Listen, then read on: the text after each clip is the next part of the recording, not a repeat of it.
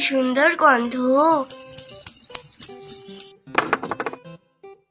মা লক্ষ্মী, আমার লাল জামদানি শাড়িটা একটু নিয়ে আয় না।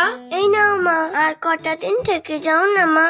আর থাকলে হয় বল মা, তোর বাবা যে ওইদিকে একা একা কি করছে তার ঠিক নেই। গেলেই তো এক্ষুনি পড়াশোনা করতে হবে। এখানে সবাই আমার জন্য লুচি, সুজি, নাড়ু আরো কত কি বানিয়েছে। এবারে তুই পড়াশোনাটা ছেড়েই দে, মামার বাড়িতেই থেকে যা। আর একটা দিনই থাকি না মা, আবার তো 1 বছর পর আসবো। তাছাড়া সবাই আমাকে থাকার জন্য জোর করছে।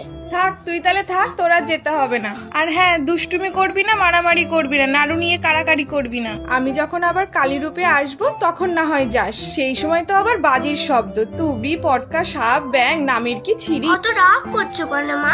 একটা নাড়ু খাবে না? না, তুই খা। যাই দেখে আসি কে কি আমার জন্য আয়োজন করেছে।